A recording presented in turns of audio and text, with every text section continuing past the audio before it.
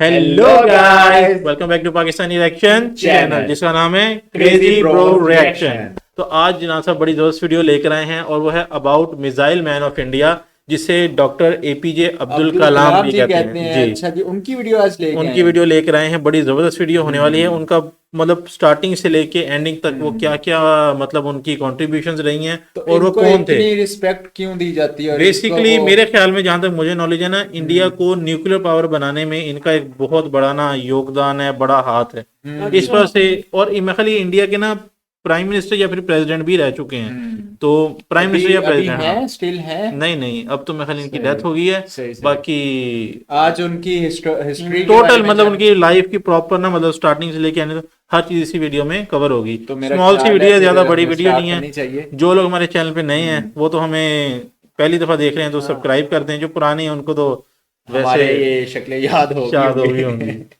उनको ये भी पता होगा दोनों ने बाल कटवा लिए, एक के रह गए।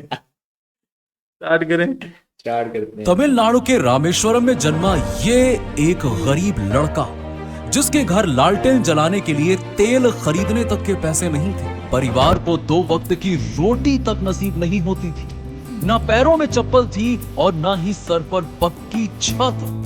बस था तो आसमान में उड़ने का सपना, जिसे उसने समंदर के किनारे बैठकर देखा था। इसी सपने को हकीकत में बनाने के लिए वो रोज सुबह 4 बजे उठकर मीलों पैदल चलकर पास वाले गांव में फ्री की ट्यूशन लेने जाता था और वापस आकर परिवार की आर्थिक सहायता करने के लिए पूरे गांव में अखबार बांटता था। रात के समय पूरे गांव में जहां रोशनी दिख जाए वहां चुपचाप पढ़ने बैठ जाता। यार ये मतलब रियल फुटेजेस हैं या फिर पता नहीं गाइस, आप बताइएगा रियल है या नहीं। लेकिन अखबार बेचने के बाद मतलब वो जो जहां पे लाइट है वो मतलब गांव में लाइट पुराने वक्तों में होता था। अब तो गांव भी गांव नहीं लगते, शहर ही लगते हैं। उसी लड़के ने आगे चलकर भारत को अंतरिक्ष में पहुंचा। अच्छा, ये इस पिक्चर की ना बड़ी खासियत है। हमने इसरो वाली वीडियो में भी देखा था कि ये पहला जो मतलब रॉकेट था वो साइकिल पे लेके आए थे। ये वो वाली पिक्चर है। परमाणु महाशक्ति बना दिया और खुद दुनिया के सबसे और बड़े लोकतंत्र। सबसे जो मेन बात है, फिजिक्स थे ये। और सबसे मेन बात ये है कि दुनिया में ना अगर आप मैप्स देखो किस किस कंट्री के पास न्यूक्लियर है, तो बेसिकली 2 सेक्टर हैं जो ना मतलब आपस में वो शेयर कर रहे हैं न्यूक्लियर टेक्नोलॉजी। इंडिया वो वाहिद कंट्री है जिसने अपनी सारी टेक्नोलॉजी ना बिल्ट इन खुद बनाई है, 0 टू अप। और इस बंदे की मतलब उसमें बहुत ज्यादा कंट्रीब्यूशन। आप ये देख लो कितना दिमाग होगा। का महान नायक बन गया। हम जिस महान शख्सियत की बात कर रहे हैं उन्हें किसी परिचय की जरूरत नहीं है, बल्कि उनका नाम सोचने मात्र से मेरे तो रोंगटे पड़े। जी हाँ, मैं बात कर रहा हूँ missile man of India, sir APJ Abdul Kalam ji. एक ऐसी शख्सियत जिसके 0 हेटर्स थे, जिनके मुंह से निकला हर एक शब्द आज के युवा के लिए सबसे बड़ी सीख थी, और जिनका पूरी दुनिया इतना सम्मान करती थी ना कि 26 मई 2005 को जब कलाम साहब ने स्विट्जरलैंड में कदम रखा ना, तो उनके सम्मान में वहां की गवर्नमेंट ने उस दिन को साइंस डे डिक्लेयर कर दिया। लेकिन क्या आप जानते हैं कि एक छोटे से कमरे से निकलकर भारत के राष्ट्रपति बनने तक का उनका सफर इतना मुश्किल था कि कोई आम आदमी बीच में ही दम तोड़ गया। इनफैक्ट कलाम साहब ने भी एक बार अपनी जान लेने की कोशिश की थी। आज हम सर एपीजे अब्दुल कलाम जी की जान देने की ये मुझे नहीं पता के बारे में बात करेंगे, जो आपको हर मुश्किल से लड़ने की हिम्मत देगी। 15 अक्टूबर 1931 तमिलनाडु के रामेश्वरम आइलैंड में रहने वाले एक गरीब परिवार में अब्दुल कलाम का जन्म होता है। उनके पिता एक छोटी सी नाव चलाते थे, जिससे उनकी फैमिली को मुश्किल से 2 वक्त की रोटी नसीब होती थी। एक छोटे से कमरे वाले घर में कलाम अपने 4 भाई बहन और माता पिता के साथ रहते थे, और शाम होते ही उनके घर घना अंधेरा छा जाता था। बस जो हल्की सी रोशनी आती थी वो होती थी चांद की रोशनी, और कभी कभार लालटेन जलाने के लिए तेल खरीदा जाता था, जिसका भरपूर इस्तेमाल वो रात में पढ़ाई के लिए किया करते थे। और उनके माता पिता भी खुद अंधेरे में बैठकर अपने बच्चों को पढ़ने के लिए लालटेन दे देते थे।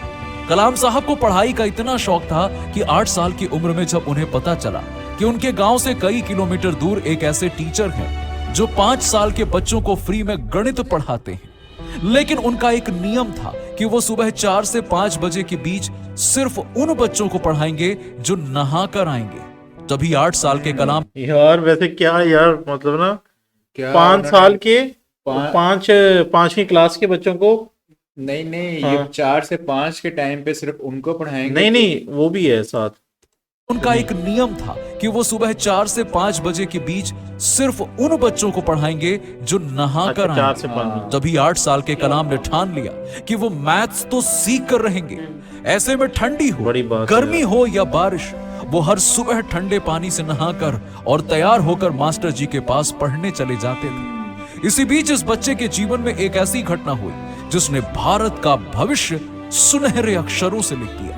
दरअसल कई बार कलाम अपने पिता का हाथ बटाने जाते थे और घंटों तक समंदर किनारे बैठकर आसमान को निहारते रहते थे। इसी तरह एक दिन उन्होंने खुले आसमान में उड़ रहे पंछियों को देखकर पायलट बनने का सपना देखा। वो कहते थे कि सपने तभी सच होते हैं जब हम उन्हें देखना शुरू करते हैं। लेकिन इस सपने की राह में इतने कांटे बिछे थे कि आगे बढ़ते हुए उनके पैर ही छिल गए, जिसमें सबसे बड़ा कांटा था आर्थिक तंगी। 10 साल की उम्र में कलाम साहब समझ गए थे कि उन्हें अपने परिवार का हाथ बटाने की जरूरत है, इसीलिए उन्होंने अखबार बांटना शुरू कर दिया। कलाम साहब हर सुबह अपनी साइकिल पर रेलवे स्टेशन जाते, वहां से दीना मनी नाम के अखबार कलेक्ट करते और पूरे गांव के घर घर में अखबार पहुंचाते। इस दौरान भी वो चलते चलते पूरा अखबार पढ़ लेते थे। वहीं वो अपनी दोपहर मनिकम की लाइब्रेरी में बिताते और ज्ञान की खोज में किताबों, पुराने अखबारों और लिटरेचर के पन्ने पलटते रहते। कलाम साहब कहते थे, हमेशा बड़े सपने देखो क्योंकि 10 साल छोटे की सपने उम्र में। देखना अपराध है। लेकिन उनका सपना पूरा करने में वो हार गए। दरअसल हुआ ये कि कलाम साहब के परिवार में हर कोई चाहता था कि वो अपना फाइटर पायलट बनने का सपना पूरा करे। इसीलिए 1951 में उन्हें सेंट जोसेफ कॉलेज में एडमिशन दिलाने के लिए उनकी बड़ी बहन ने अपने सोने के कंगन गिरवी रख दिए। कलाम साहब ने भी पूरी मेहनत से पढ़ाई की और यहाँ से फिजिक्स अच्छा, ये ना बहनें ही होती हैं जो अपने भाइयों के लिए कर देती हैं ऐसे बकाया लोग ना। करती हैं यार। हाँ, बाकी नहीं और कोई मतलब कर सकता। में डिग्री लेकर वो 1955 में मद्रास इंस्टीट्यूट ऑफ टेक्नोलॉजी में एरोस्पेस इंजीनियरिंग करने पहुंचे, जहां वो एक प्रोजेक्ट पर काम कर रहे थे। मगर समय बीता जा रहा था और प्रोजेक्ट खत्म होने का नाम नहीं ले रहा था, जो देखकर एक बार कॉलेज के डीन काफी गुस्सा हो जाते हैं और उन्होंने गुस्से में अब्दुल कलाम जी से कहा कि अगर तुमने 3 दिन में यह प्रोजेक्ट पूरा नहीं किया तो मैं तुम्हारी स्कॉलरशिप कैंसिल कर दूंगा। जिससे वो इतना घबरा गए कि अगले 3 दिन तक उन्होंने बिना रात की नींद दिए दिन रात उस प्रोजेक्ट पर काम किया और उसे कंप्लीट कर दिया।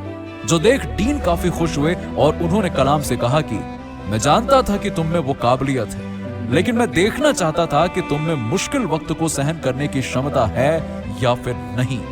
और इसी घटना से उन्हें काफी आत्मविश्वास मिला। मगर वो कहते हैं ना, सब कुछ आसानी से मिल जाए तो कोई महान ना बन पाता, और उन्हें महान बनाने के लिए ही कुदरत ने उन्हें ऐसी पटकनी दी जिससे किसी भी आम इंसान की कमर टूट जाए। जी हाँ, उन्होंने अपने सपनों को पूरा करने के लिए इंडियन एयरफोर्स के एग्जाम दे दी और इंटरव्यू देने देहरादून चले गए। लेकिन बदकिस्मती से वायुसेना में सिर्फ 8 वैकेंसीज थी और कलाम साहब को 9th रैंक मिला।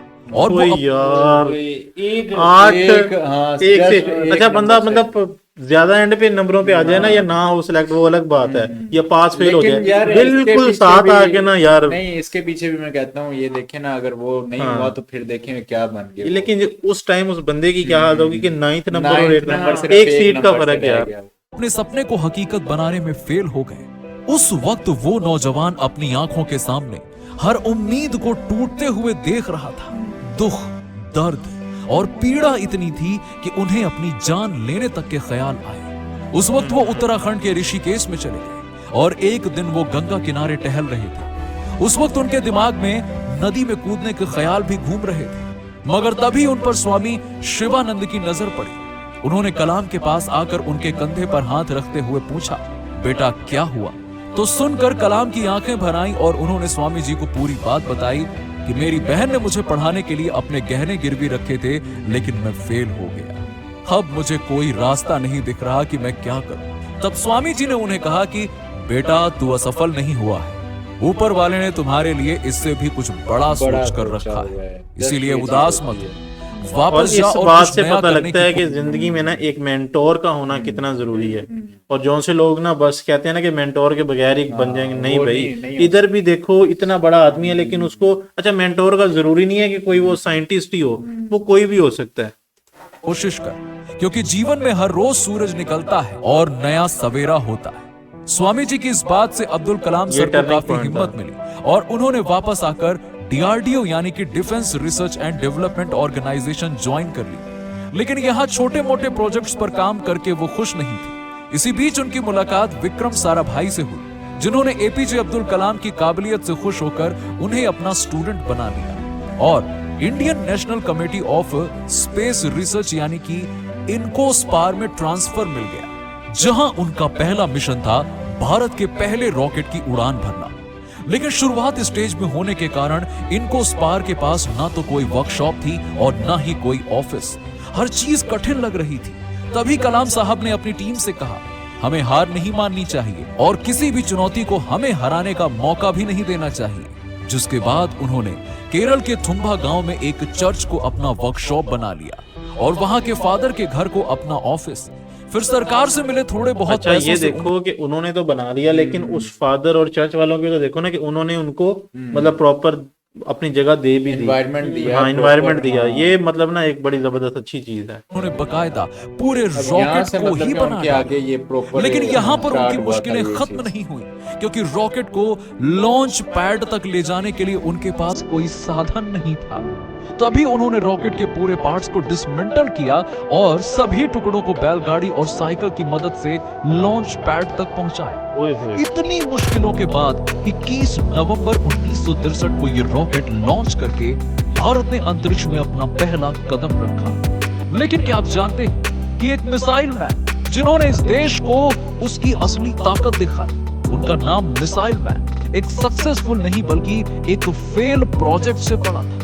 जी हाँ, तो हुआ यह था कि साल 1969 में यानी कि 1969 में डॉक्टर अब्दुल कलाम भारत के सबसे पहले सैटेलाइट लॉन्च प्रोजेक्ट SLV-3 के डायरेक्टर बने। मगर उस वक्त जनता को स्पेस में जाने की अहमियत पता ही नहीं थी, इसलिए लोगों ने कई सवाल उठाए और उन्हें इस मिशन के लिए काफी कम बजट मिला।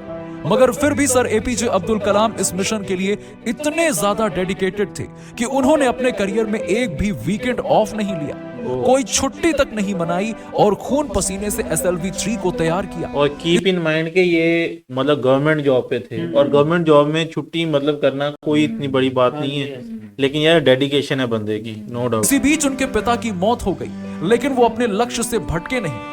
उन्होंने इस प्रोजेक्ट को अपनी निजी जिंदगी से ऊपर रखते हुए पूरा किया। लेकिन जब अगस्त 1979 में उनकी 10 साल की मेहनत की असली परीक्षा हुई, यानी कि रॉकेट लॉन्च हुआ, तब ये सितारों को छूने के बजाय बंगाल की खाड़ी में जा गिरा। उस वक्त लोगों ने उन्हें काफी ताने मारे, बहुत खरी खोटी सुनाई। ऐसे में किसी भी इंसान की हिम्मत टूट सकती है, लेकिन उन्होंने हार मानने के बजाय अपनी गलतियों पर ध्यान दिया और सिर्फ एक साल के अंदर 18 जुलाई 1980 के दिन SLV-3 रोहिणी का सक्सेसफुल लॉन्च करके उन्होंने भारत का झंडा अंतरिक्ष में लहरा दिया। जिसके बाद उन्होंने भारत के बैलिस्टिक मिसाइल्स जैसे कि अग्नि और पृथ्वी के प्रोजेक्ट्स को भी सक्सेसफुली पूरा किया, जिसकी वजह से उन्हें साल 1981 में पद्म भूषण और 1990 में पद्म विभूषण से सम्मानित किया गया। लेकिन जिस उपलब्धि के लिए उन्हें भारत रत्न से नवाजा गया वो था पोखरण। प्राइम मिनिस्टर के साथ एक वो सिक्योरिटी में जो होते हैं, फौज का कोई बहुत बड़ा रैंक होता है, उसका वो होता है जो ब्रिगेडियर कह लें पाकिस्तान में, या फिर मेजर नवाजा गया, वो था पोखरण 2। जी हाँ, सर अब्दुल कलाम, भारत के कुछ और महान वैज्ञानिकों और इंडियन आर्मी की टीम ने अमेरिका की सैटेलाइट की आंखों में धूल झोंककर भारत का दूसरा न्यूक्लियर टेस्ट किया था और इसी के साथ भारत न्यूक्लियर सुपर पावर देश बना था।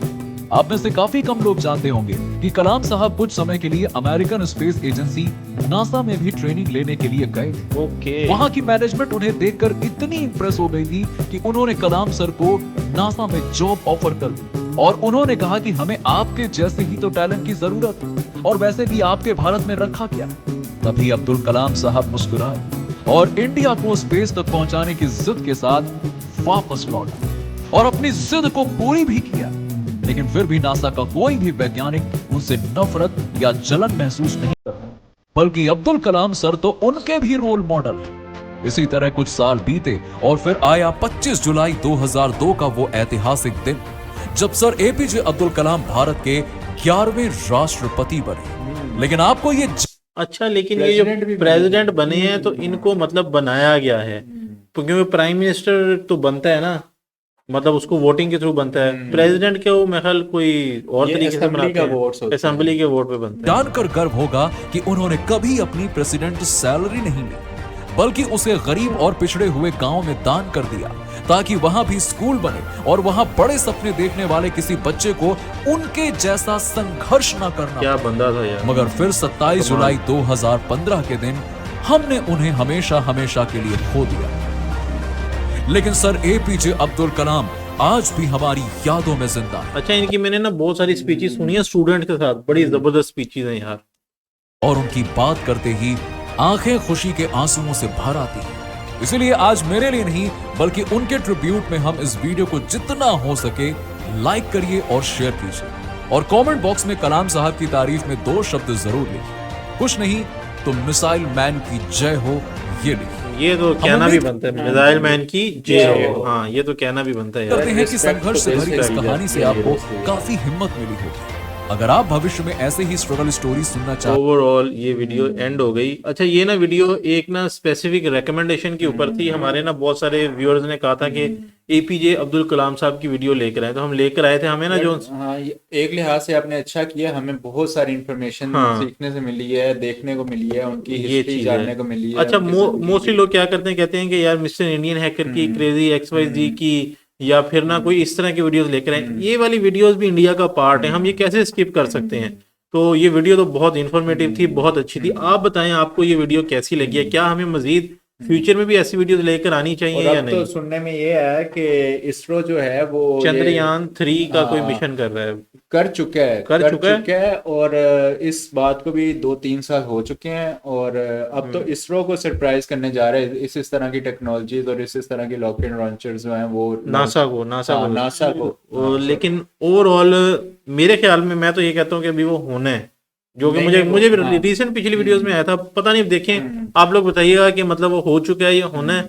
बाकी आपकी वीडियो कैसी लगी लाजमी बताइएगा। अगर आप चैनल पे नए हैं या पुराने हैं और सब्सक्राइब नहीं किया हुआ, सब्सक्राइब करके बेल आइकन के बटन को प्रेस कर दें। बाकी मिलते हैं आपसे नेक्स्ट वीडियो में। Till then take care.